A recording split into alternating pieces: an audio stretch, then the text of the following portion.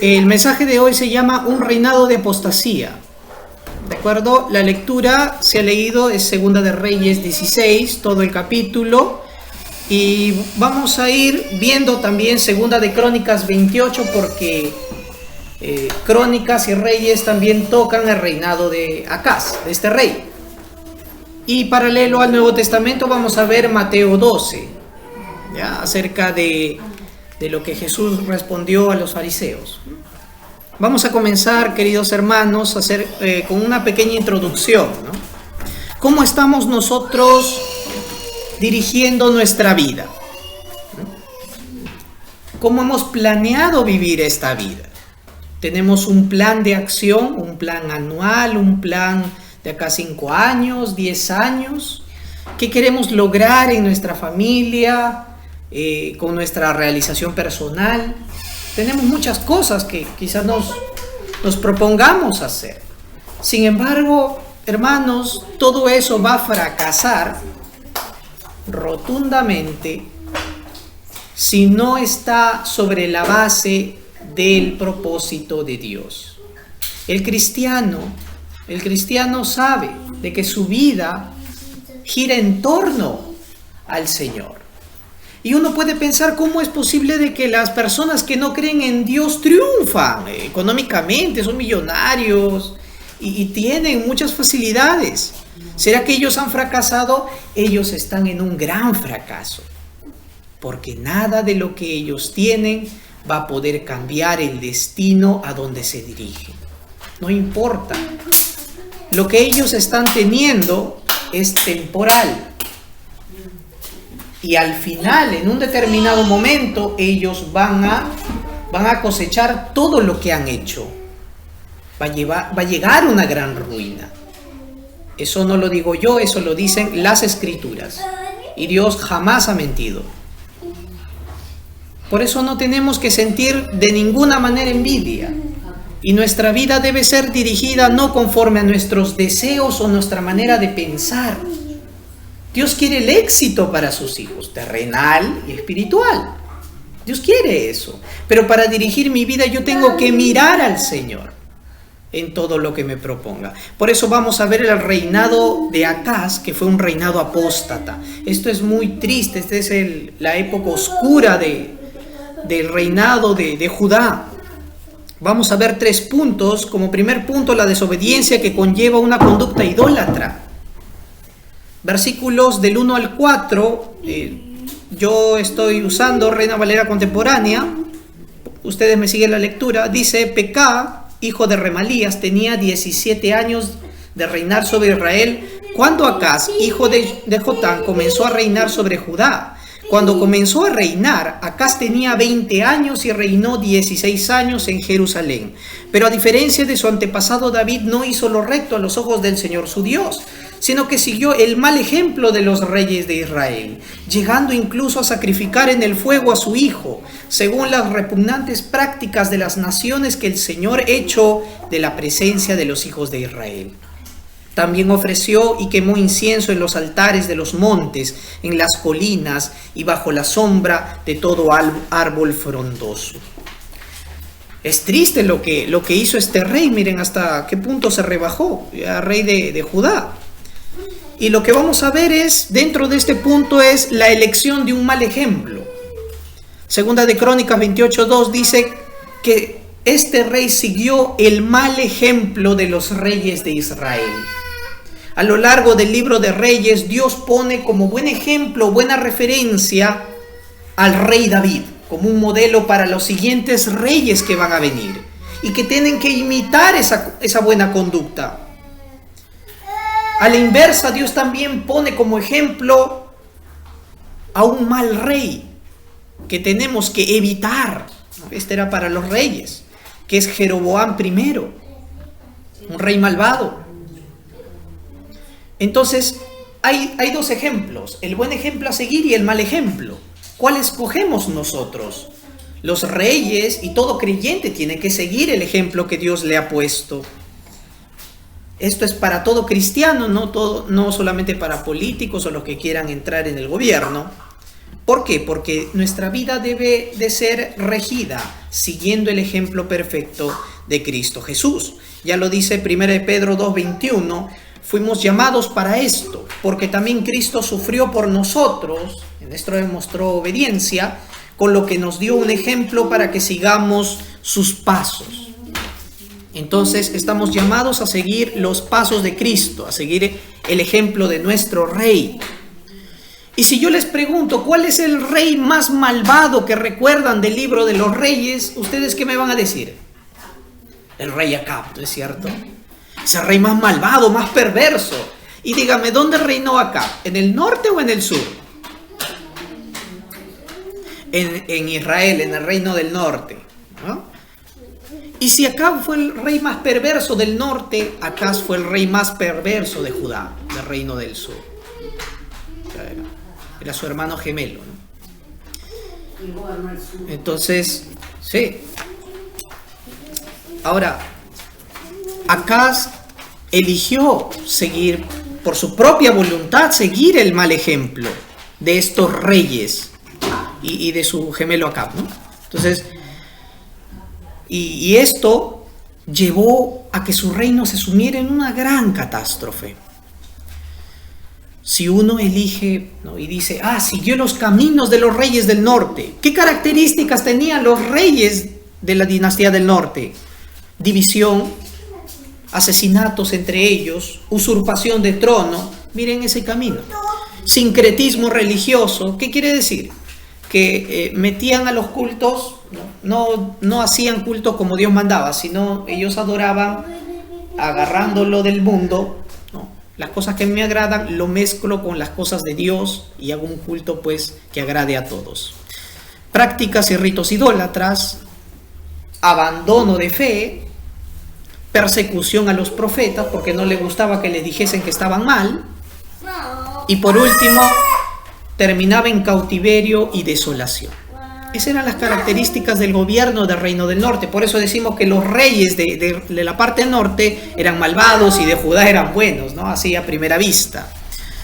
En la Biblia, hermanos, tenemos los buenos ejemplos para seguirlos y los malos ejemplos para alertarnos y evitarlos. Esto se tiene que enseñar a los hijos. Hay ejemplos, pues, para considerarlos. 1 Corintios 10, del 6 al 12, nos hace ese ejemplo. Pablo enseña a la iglesia de Corinto, especialmente el versículo que dice, pero todo esto sucedió como un ejemplo para nosotros, a fin de que no codiciemos cosas malas como ellos lo hicieron, a fin de que nuestro corazón que se está desviando a lo malo no opte por lo malo, sino por lo bueno. A diferencia de los demás reyes de Judá, la desobediencia de Acaz lo llevó hasta el punto de abandonar su fe en Dios.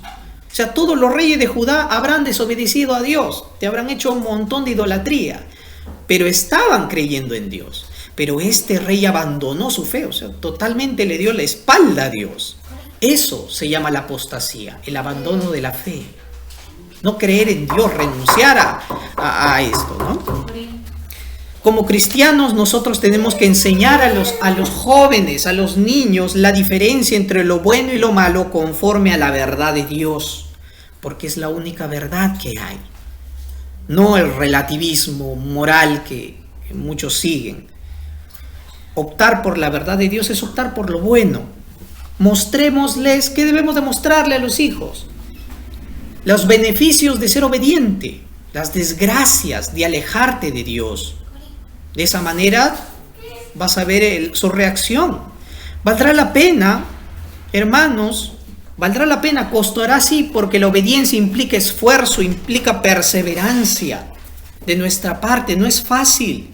¿Cómo hemos llegado a ser obedientes? ¿Fácil? Ha costado. Pero el Espíritu Santo está con nosotros.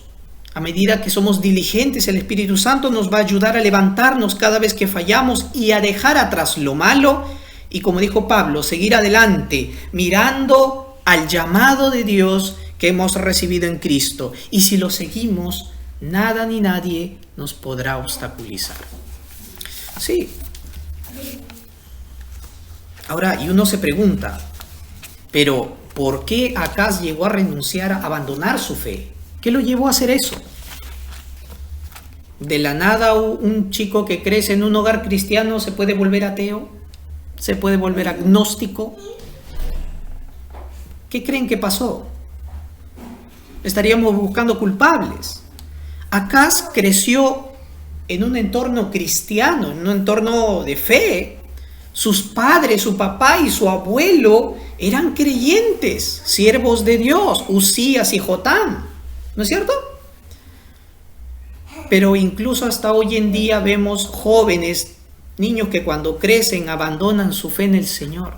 Es muy triste esto. Hay muchos factores por los que un niño puede crecer y terminar alejándose del Señor, pero hoy quiero compartir con ustedes una investigación que hizo Lifeway Research. Es una firma de investigación evangélica muy buena en Estados Unidos, y hizo una investigación para ver acerca de qué prácticas afectaban el desarrollo espiritual y moral de un niño cristiano cuando crece. Y entre algunos factores negativos estaba que esos niños crecían primordialmente escuchando música secular. Todo tipo de género que no sea cristiano. Segundo, que creció sin disciplina, creció en rebeldía, falta de corrección. No se le enseñó lo bueno, hubo una ausencia ahí. También habla, y como un tercer factor negativo, que cuando llega a los cambios a la adolescencia, pierde el interés, se manifiesta un enfriamiento espiritual, una falta de interés en las cosas de Dios, le pesa, le aburren esas cosas. Considerémoslas. Voy a proseguir a hablar de los factores positivos, es decir, qué cosas debemos hacer o qué cosas haciendo vamos a tener que nuestros hijos, los jóvenes cristianos, van a crecer más fortalecidos en su fe y no van a disertar de creer en Dios. Voy a comenzar desde lo menos hasta el más importante. Primero, que se le enseñe los principios bíblicos cotidianamente, es decir, sus padres que sean el referente, el ejemplo en la casa. Entonces, que se les recuerde la palabra de Dios, que sus padres hablen de las cosas de la Biblia, eso afecta mucho positivamente. También ayuda mucho que los padres cuando se equivocan pidan perdón a sus hijos. Esto les va a enseñar, mi padre pide perdón, yo también tengo que aprender a perdonar.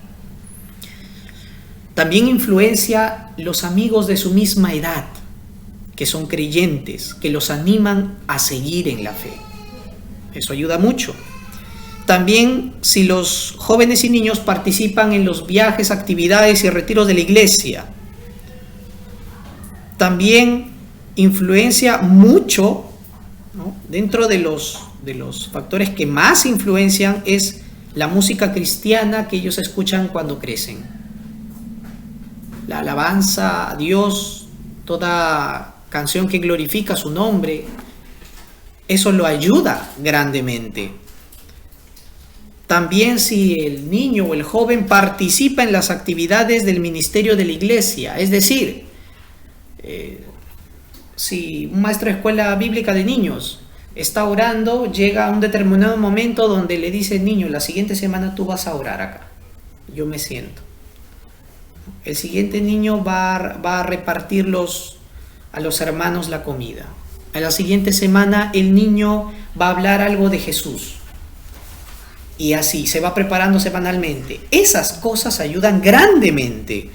También habla acerca de entre las penúltima y última, que son las cosas más, pero más importantes, están la oración privada y pública. Es decir, que un niño sepa orar es algo de verdad muy, pero muy beneficioso para él. Y también va a ser muy bueno para los padres. Es una lástima, de verdad yo tengo tanta pena que niños en un hogar cristiano sepan mejor usar un celular, una tablet, que formar una oración a Dios. Eso habla mucho. Sabe hacer muchas cosas, pero no sabe cómo orar a Dios. Es una pena. Muchos pueden decir, sí, pero él lo necesita para sus estudios. Sí, pero la oración es vital, no es una opción, es vital para el niño. Tanto a orar en casa como a orar en la iglesia. Enseñen a sus hijos a orar. Y lo más importante, lo que está en la cumbre, es que los padres enseñen la Biblia y la lean junto con sus hijos cada día. Ese es el factor determinante, lo más importante, que los padres lean con sus hijos la Biblia cada día. Ya, no pueden estar cada día, pues cada día lo llamo y por el teléfono, hijo, abre la Biblia, ya, capítulo tal, versículo tal, léeme ese versículo, ¿qué dice? Ah, ya papá, dice esto, tal, amén, vamos a orar. Una oración de medio minuto y fin. ¿Nos pesa tanto hacer eso? ¿Nos cuesta? Si tenemos esa oportunidad, hagámoslo. Era de esperarse. Esta investigación que hicieron llega a esta conclusión, ¿no? La palabra de Dios es lo que realmente cambia la vida. Miren, es lo más determinante.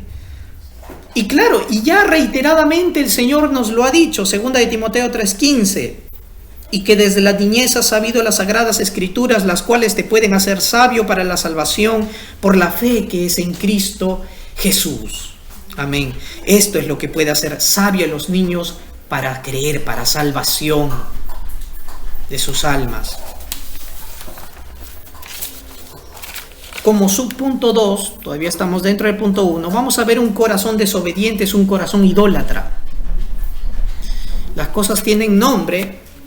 Esto se llama Biblia, esto se llama púlpito, esto se llama hoja. La desobediencia es símbolo de idolatría. Es así, de fuerte. Segunda de Crónicas 28:2, la parte B, vamos a tratar eso, dice, además, Acaz hizo imágenes fundidas en honor a los Baales. Todo pecado es rebelión contra la voluntad de Dios. Y la idolatría es un pecado grave. ¿Por qué? Porque desplaza al Señor del lugar de adoración que el cristiano o que la persona le rinde. Decimos que todo acto de desobediencia es idolatría porque 1 Samuel 15:23 nos lo dice. Y también porque cuando yo rehúso hacer caso al Señor, yo no quiero obedecer al Señor, ¿a quién estoy haciéndole caso? ¿Qué voluntad estoy siguiendo? ¿La mía o la de otros en lugar de Dios? Eso es poner en el centro, en el foco de atención a otro que no sea Dios. Eso es idolatría, lo más importante. Hablo en lo más importante. Podemos citar a Adán, por ejemplo, que lo llevó a la desobediencia.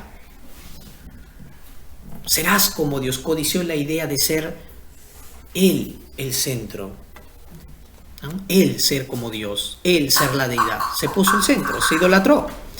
Este pecado dio lugar a un mundo sin fe, a una humanidad separada espiritualmente de Dios, que ahora busca cada día poner su confianza en lo que no es verdadero. No en Dios, porque no le gusta lo que Dios le dice, sino en dioses falsos, que responden y van de acuerdo a sus deseos y a sus intereses. Por eso la gente no busca a Dios. Por eso la gente es mejor acercarse a un ídolo un ídolo del dinero. Ay, pues yo quiero dinero. A un ídolo que te da la salud. Pues yo quiero salud. Pero un Dios que te pide que rindas tu corazón para transformar tu vida, no. No, mi voluntad no. El texto bíblico nos habla que acá se rindió ante los Baales. Pero, ¿qué es Baal? ¿O qué eran los Baales? ¿Quién es el ídolo Baal? Vamos a entrar un poquito en la cultura de aquel tiempo. Y Baal era un ídolo pagano. Era el ídolo principal de la cultura cananea y de la cultura fenicia. ¿Ya? Era el más poderoso de los dioses, así como tienen a Ra en Egipto, igualito en Canaán. Y cuando se refieren a los Baales, se refieren a todas las maneras en las cuales este ídolo Baal es representado. ¿Qué hacía especial a este ídolo Baal? Este ídolo Baal, en su pensamiento de ellos, era un dios que les daba fertilidad, que les hacía tener buenas cosechas y que hacía que tuvieras en tu familia buenos y robustos hijos. Puede parecernos que ir a este ídolo Baal es algo que no amerita, pero esto es lo que hace la gente y lo que busca con más ahínco el día de hoy. ¿Por qué? Porque son estas dos cosas. Primero, al buscar esas buenas cosechas, ¿qué tiene que ver? Tiene que ver con dos cosas, el trabajo y el dinero. ¿No es cierto? ¿Qué busca la gente? Eso, que le vaya bien en eso. Y segundo, ¿qué es? En el bienestar familiar. Uy, si mi familia está bien, no me importa qué pase conmigo. No importa lo que pase conmigo con tal de que mis hijos, mi familia les vaya bien. No saben de lo que hablan. En estas dos cosas está centrado el ídolo Baal. La prosperidad material, económica y el bienestar familiar, tengámoslo en cuenta. Ninguna de estas cosas tiene que opacar al Señor en nuestra vida como lo más importante. ¿Vale la pena persistir en este camino, en esta idolatría, dejando de lado a Dios? Claro que no. Principalmente porque es un engaño. Porque la palabra de Dios nos dice: ¿de qué te sirve ganar el mundo y perder tu alma? Eso lo dijo el Señor. Lo dijo: ¿de qué te sirve ganar toda la prosperidad material, física, salud, dinero y perder tu vida? No hay ganancia alguna. Por eso nos escribe el apóstol Pablo: huyan de la idolatría. Lo que quiero decir, hermanos, es que todos aquellos que ofrecen culto a los ídolos le rinden culto a los demonios. Así es. Si yo persisto en un acto idólatra, yo estoy ofrendándolos, estoy dándole honor a Satanás. Eso es. No solamente es inclinarse ante un ídolo de piedra, de madera o una estatua. El Señor lo dice claramente en 1 Corintios 10:14. El culto a los ídolos es culto a los demonios. Debemos alejarnos de esto. Ahora, de entre los muchos ídolos baales, porque había muchas representaciones, Acaz nos dice la escritura que él adoró al ídolo Moloc. Y esto fue lo más abominable. Al ídolo Moloc se le ofrecían los primogénitos, los bebitos recién nacidos, se los quemaba. ¿Cómo era este rito? Había una estatua de Moloc que era como un gran cuerpo de humano, cabeza de toro, que estaba con los brazos así extendidos. La estatua era de metal. ¿Qué hacía? Calentaban esta estatua mientras todos estaban tocando tambores, música a alto volumen, y una vez que la estatua esté caliente, roja por todo el fuego, se ponía al bebé en los brazos de la estatua y obviamente no se escuchaba el llanto del bebé porque toda la música, el jolgorio, todo eso lo opacaba, hasta que la estatua, ¿no?, terminaba quemando al bebé. Entonces era un acto abominable, como dice la Biblia. Esto hizo Acaz y esto hicieron algunos reyes después de él. Ahora, por estas prácticas y muchas más que son terribles, Dios había echado a los cananeos fuera y había puesto a Israel en Canaán. Dios condenaba a muerte a todo aquel que hiciese o practicase estos ritos. Es fácil reconocer una idolatría cuando tú ves que alguien le trae flores, le rinde pleitesía a una estatua, o a vírgenes, o a santos, ¿no?, a imágenes de santos. Pero ¿qué forma de idolatría vemos hoy en día? Recordemos esto: Segunda de Reyes 16:4 y Segunda de Crónicas 28:4, los dos textos que hablan de Acab, dice que Acab, no hubo lugar donde Acab no adorase a estos ídolos. Dice: en todo lugar donde hubiera un altar pagano, ahí adoraba. Por eso dice: debajo de todo árbol, en los valles, en los collados, o sea, en todo lugar. Y en todas las formas de idolatría, Acab lo hacía. Acaz lo hacía. ¿Nos habremos percatado entonces de la vestimenta moderna de la idolatría que pasa desapercibida? delante de nosotros? ¿O qué formas o maneras estamos cayendo en actos idólatras actualizados? La prosperidad económica, nuestra carrera estudiantil, nuestra familia o nosotros mismos nos hemos vuelto demasiado importantes. Más que Dios, pues lamento decirte que te has vuelto un ídolo. Hay un teólogo que se llama Tim Keller. Él dice acerca de esto, que el pecado no es solamente hacer cosas malas, es convertir cosas buenas en tu prioridad, porque esto arruina tu alma, destruye tu comunión con Dios y deshonra a Dios. Acaz terminó adorando ídolos en todas sus formas y las maneras posibles y trajo una gran corrupción espiritual. Trajo esto también la ira de Dios contra todo el pueblo de Judá, no solamente en un tiempo mediato, sino también inmediato. ¿De acuerdo? Un tercer punto dentro de este habla acerca de que Israel, ¿no?, refiriéndome a Judá también, era un pueblo infiel, pero Dios era un Dios fiel. Según de Reyes 16:2, la parte B, la segunda parte, dice, y no hizo lo recto ante los ojos de Jehová su Dios como David su padre. Dice que Dios se presenta y se refiere en la escritura como el Dios de Acaz. No hiciste lo recto como te mandó Dios, tu Dios. Dios no era ajeno a Acaz. Dios esperaba que Acaz se arrepintiese. Y así está el Señor con nosotros cuando nos equivocamos. Jehová seguía siendo su Dios, era un Dios fiel, un Dios que se compadeció cuando Acaz comenzó a tener problemas. Y vemos su fidelidad en su reinado. ¿Por qué? Ustedes se habrán acordado de cuánta prosperidad hubo en el reinado de Usías y cuánta estabilidad hubo en el reinado de Jotam, padre de Acaz. Eso se prolongó hasta el reinado de Acaz, quien no lo merecía. Así como los padres que trabajan mucho, ponen dinero en la casa, no falta alimento y dicen, ¿no?, tú no haces nada, pero gozas de todo, ¿no? Así estaba Acaz. No lo merece, pero estaba gozando de la misericordia que Dios había provisto para todo su pueblo. Y segundo, Dios amaba tanto a Acaz y a su pueblo que no dejaba de amonestarlos enviando sus profetas. En aquella época estaba el profeta Isaías y el profeta Miqueas predicando a Judá, y en el reino del norte el profeta Oseas para con Israel, porque se venía un inminente cautiverio. Todas estas expresiones no tocaron el corazón de Acaz. No le hicieron humillarse ni ser agradecido. Tal como lo dice el profeta Oseas, así ocurrió.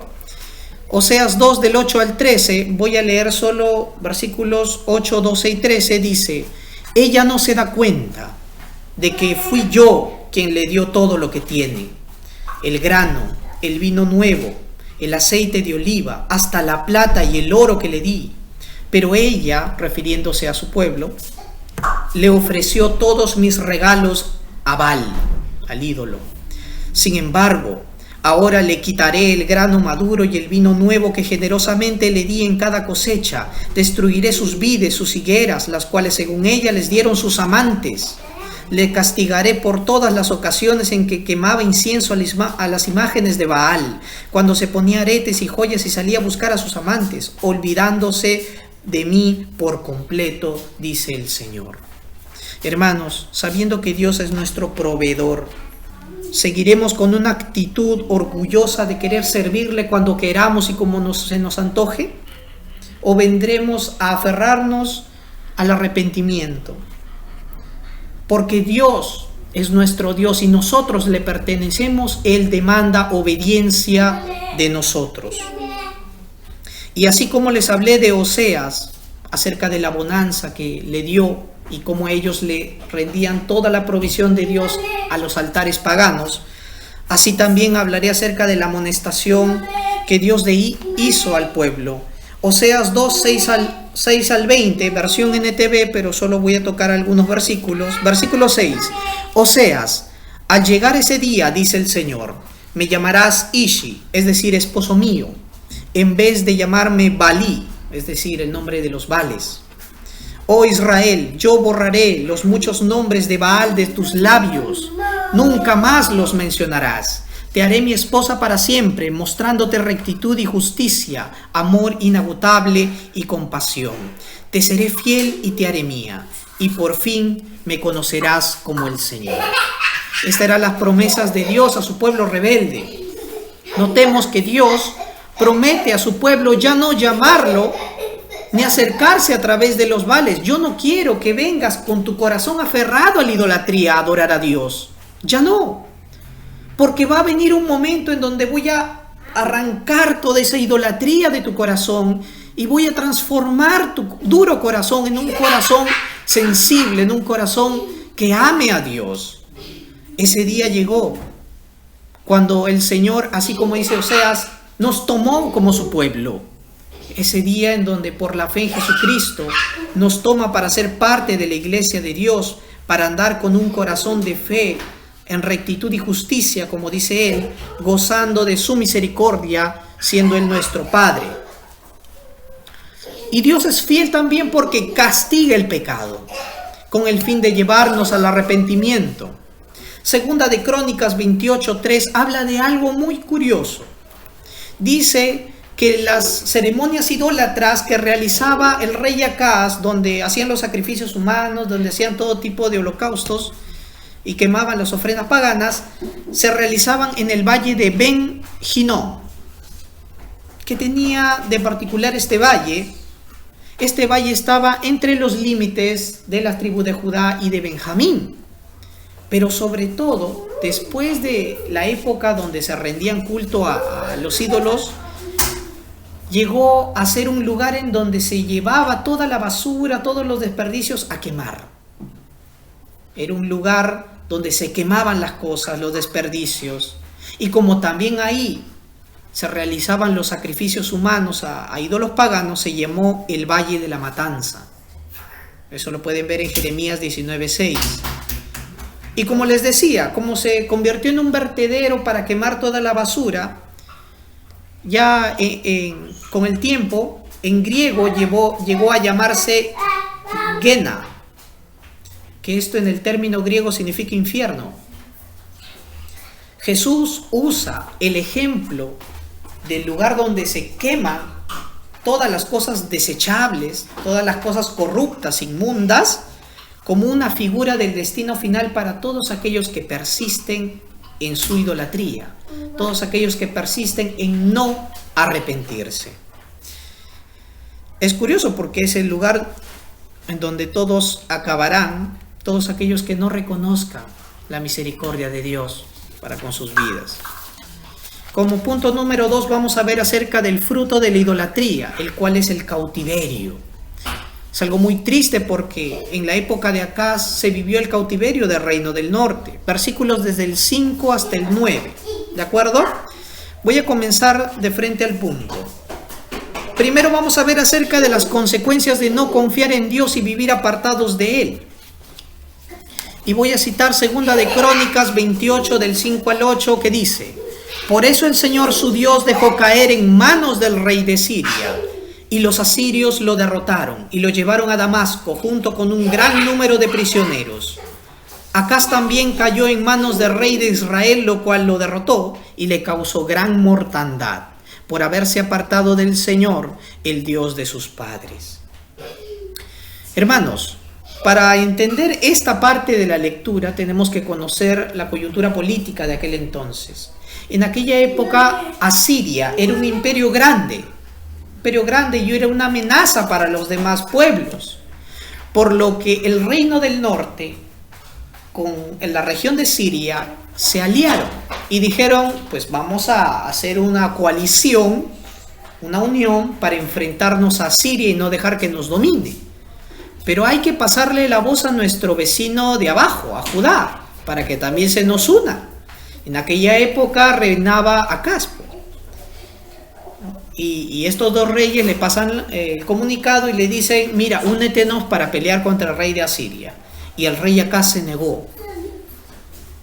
Se negó, ¿por qué? Porque este rey simpatizaba con el rey de Asiria. Estaba tan fascinado con los ídolos de Asiria que, era incapaz de traicionar a Asiria.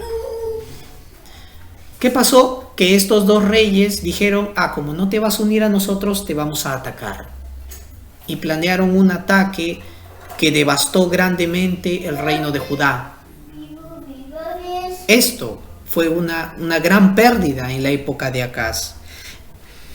Si nosotros solamente leyéramos Segunda de Reyes 16, donde dice que al enterarse Acaz que lo van a atacar, Acaz manda un comunicado al rey de Asiria y le dice, ven, ayúdame, yo soy como tu siervo, soy como tu hijo, ayúdame, defiéndeme de estos dos reyes que quieren atacarme, destronarme. Y adivinen qué, el texto dice que pues después el rey de Asiria lo rescató, pero esto no fue así. Segunda de Crónicas 28 nos habla de que Asiria no le hizo caso a rey Acaz, no lo auxilió para nada. Es más, cuando vinieron después otros enemigos a atacarlo, tampoco lo ayudó. Y hasta el mismo rey de Asiria vino y sitió Jerusalén. Y aún así el rey Acaz le seguía fielmente al rey de Asiria. Entonces, esto es algo muy sorprendente, porque uno dice, ¿no?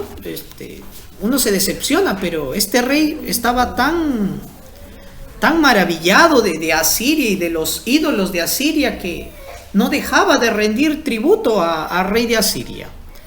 Judá en aquel tiempo sufrió gran pérdida. Segunda de Crónicas 28 del 5 al 8 nos describe cuántas pérdidas hubo. 120,000 soldados murieron. Su mayordomo, su administrador del palacio, su segundo al mando fueron asesinados. 200,000 rehenes cautivos se llevaron de Judá. Esto fue algo muy triste, lamentable. Tal como lo dice Proverbios 29:2. Cuando los justos gobiernan, el pueblo se alegra, pero cuando los perversos están en el poder, el pueblo gime, el pueblo sufre.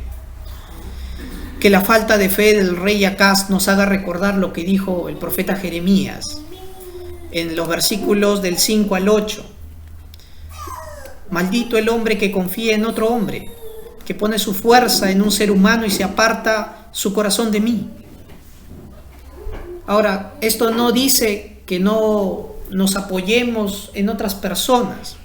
Lo que nos está diciendo es que no abandonemos a Dios por poner nuestra esperanza en nuestras fuerzas o habilidades o en otras personas. A eso se refiere. Versículos del 7 al 8, Dios hace un contraste con lo dicho anterior y dice, pero bendito es el hombre que confía en mí, que yo soy el Señor y que en mí pone su confianza. Y Jeremías comienza a recordarles el Salmo 1 diciéndoles, será como un árbol plantado junto a arroyos que echa sus raíces en la corriente, que no se dará cuenta cuando llegue el calor. Sus hojas siempre estarán verdes y en los años de sequía no se marchitará ni dejará de dar su fruto. Esta es la bendición de aquel que confía en Dios. Ahora, en Jeremías del 5 al 8 hemos visto la enseñanza de confiar en otros en lugar de Dios. Pero ¿qué hay de confiar en uno mismo? Versículos del 9 al 10 de Jeremías 17 nos dice, el corazón es engañoso y perverso más que todas las cosas. ¿Quién puede decir que lo conoce? ¿Vas a confiar en ti, en tomar estas decisiones grandes e importantes? Busca a Dios. Versículo 10, lo conozco yo, el Señor. O sea, no hay quien diga me conozco bien, pero tan bien que lo que yo planeo me va a salir a la perfección. Yo escudriño la mente y pongo a prueba el corazón, que pago cada uno su conducta según el resultado de sus obras. Y así pagó a Acaz. Como muestra de esto, el 12º año de Acaz llegó el cautiverio del reino del norte. Asiria con todo su poder destruye el reino del norte y sitia Samaria, su capital. Invade Damasco, Asiria. Esos dos enemigos que se rebelaban desaparecieron. ¿Qué quedó? Aquel rey era Salmanasar, rey de Asiria. En un momento, 10 tribus desaparecieron. Solo quedaba la tribu de Judá en el sur. Pero ni aún con todo este ejemplo que Dios dio, se arrepintió, sino que perseveró en su idolatría. Por lo cual les mencioné que las consecuencias eran mediata e inmediata, ¿no es cierto? La inmediata era el ataque de sus vecinos. La inmediata, ¿cuál era? ¿No? Era el cautiverio de Babilonia que se venía al reino de Judá, el cual destruyó el templo.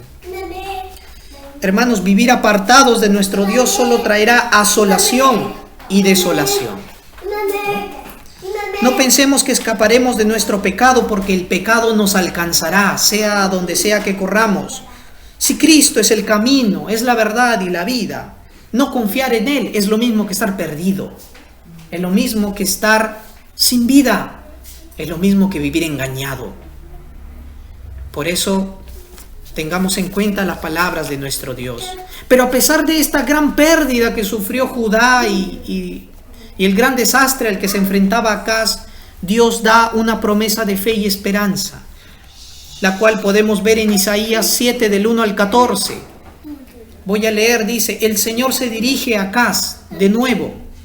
Aquí va el profeta Isaías ante el rey Acaz y le dice: pide que el Señor Dios, tu Dios, te dé una señal, ya sea en lo profundo de la tierra o en lo más alto del cielo.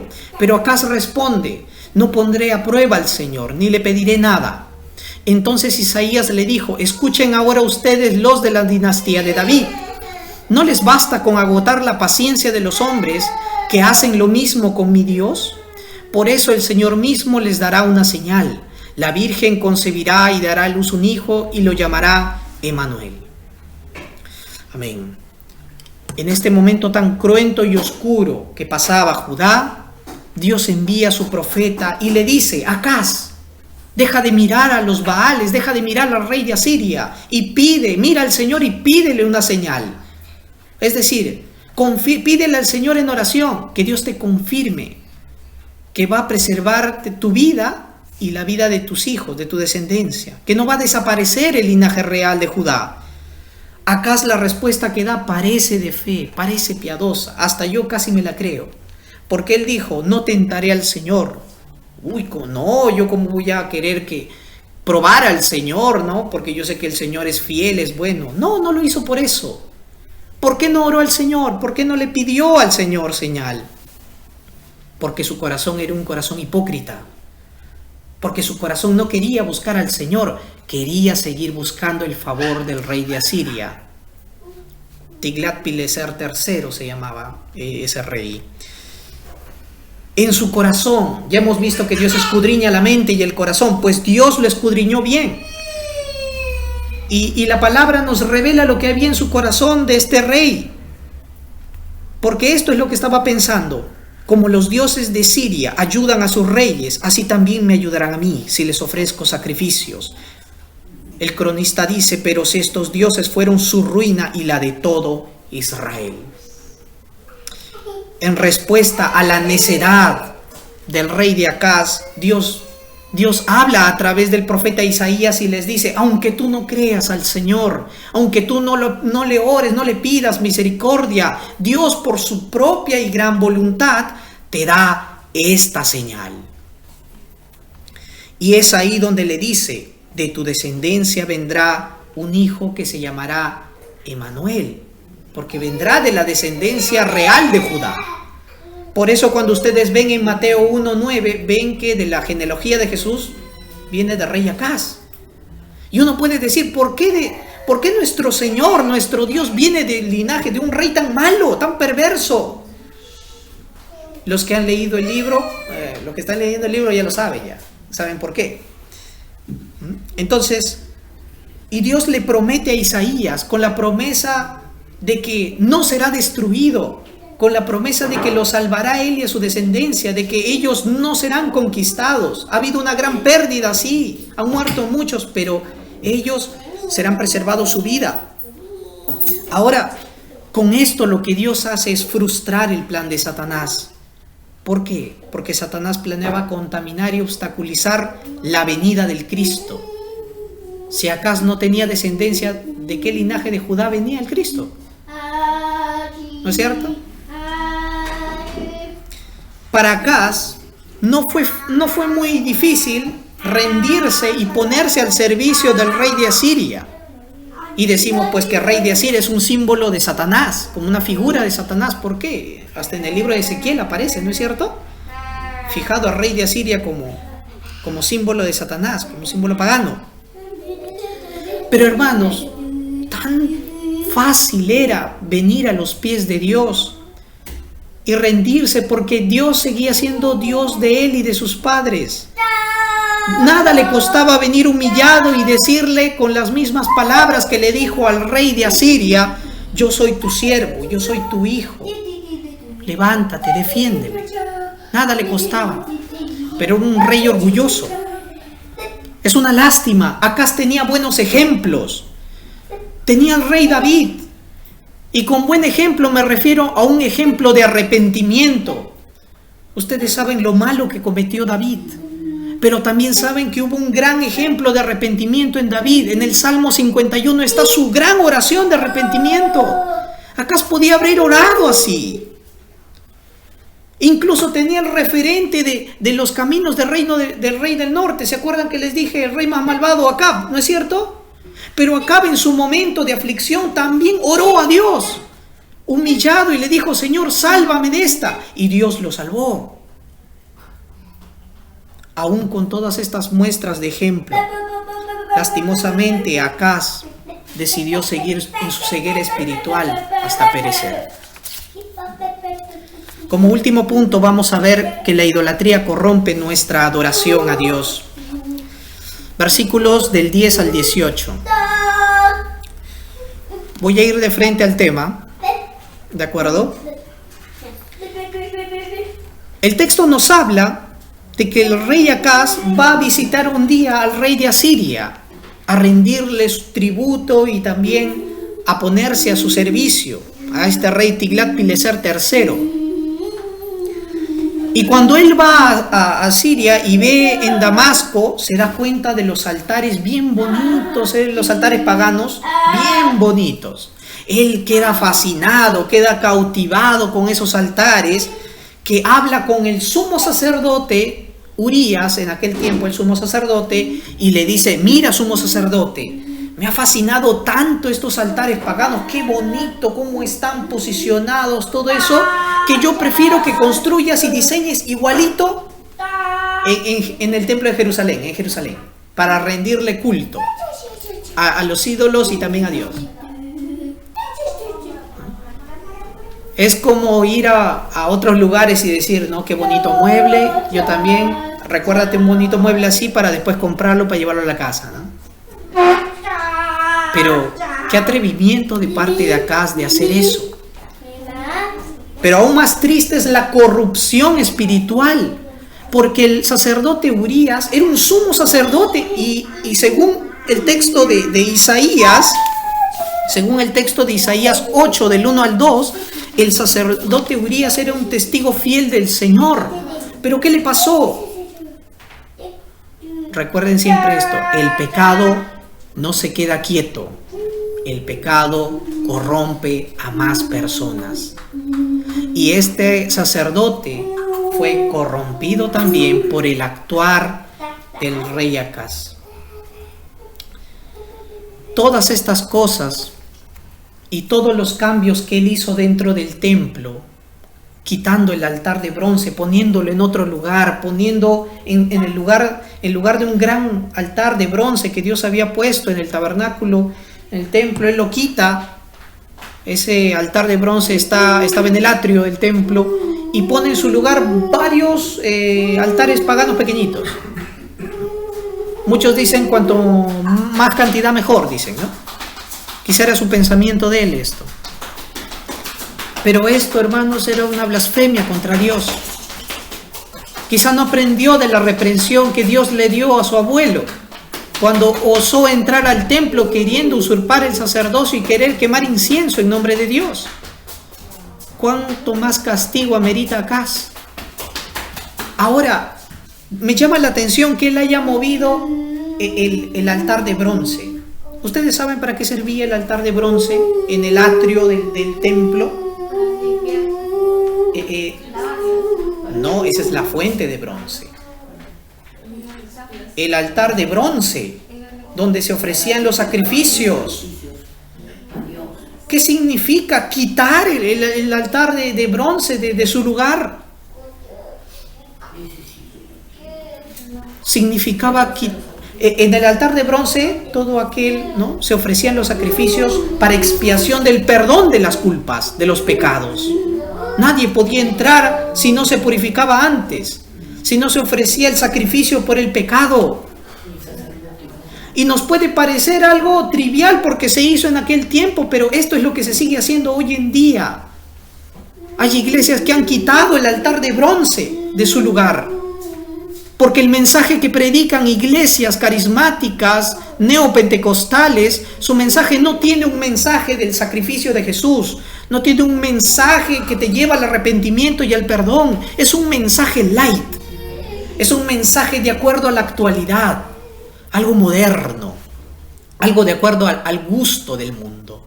Así como Acaz adecuó el templo a la manera moderna de Damasco, así también hay muchos que cambian el mensaje de salvación por un mensaje de motivación y de superación personal. Eso es un caso muy grave. Y así muchas cosas él cambió. Hasta lo que hizo el camino, la conexión del palacio, hasta eso lo quitó. Los sacrificios que se ofrecían en el templo, todo lo detuvo. Dijo, ya no se va a hacer más culto. Se van a ofrecer en los pequeños altares nada más. Es más, yo voy a tener un lugar exclusivo en donde yo haga mis oraciones, mis sacrificios al Señor, sin necesidad de él solito. Ahora, muchos consideran a Acaz un líder, ¿no?, del siglo XXI. Si Acaz estuviera vivo y hiciera eso en esta época, no sorprendería. Esas se llaman esas iglesias, pues, esas iglesias neocarismáticas. Hermanos, tengamos mucho cuidado, porque a diferencia de rey Acab, que perseguía a los profetas, era más difícil esto, porque la corrupción vino desde adentro. Corrompió a un sumo sacerdote, corrompió el sistema de adoración. Al menos en la persecución se sabía quién era el malo. Hemos leído Mateo capítulo 12, cuando acusan a Jesús, decir, Jesús echa a los demonios por Belcebú. Esa palabra Belcebú viene de la raíz Baal, que es referencia al ídolo Baal pagano. Estaban diciendo, Jesús tiene el espíritu de Baal. Jesús les dice, yo no echo fuera, por el poder de los demonios, yo no echo fuera a los demonios. ¿Cómo Satanás va a estar en contra de sí mismo?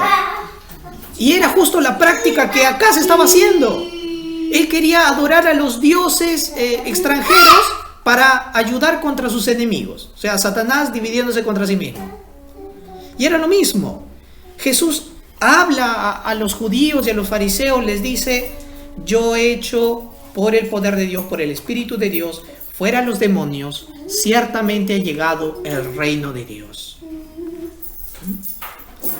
La blasfemia más grande contra el Espíritu Santo es atribuirle la obra a los demonios. Ningún creyente va a hacer eso. Pero una gran blasfemia que no puede ser perdonada es no creer en el Señor, morir sin creer que Jesús es el Señor. Termino este sermón diciendo lo que dice el Salmo 115:1. No a nosotros, Señor, no a nosotros, sino a tu nombre da gloria por tu misericordia y por tu fidelidad. Vamos a orar. Amado Señor, te damos gracias. Gracias, Padre Celestial, por este mensaje, por la palabra, Señor, que aunque ha sido un poco extensa, ha sido preciosa, Señor, para mi alma y seguramente será para todos aquellos que la oyeren. Darte una hora a la semana, Señor, muchos quizá les pesa, Pero a nosotros, a los que buscamos cada día estar delante de ti, no nos basta solo una hora. Permítenos, amado Señor, continuar adorándote en nuestros hogares, con nuestra manera de vivir, en nuestros trabajos, en nuestro diario caminar. Te damos toda la gloria a ti, Señor.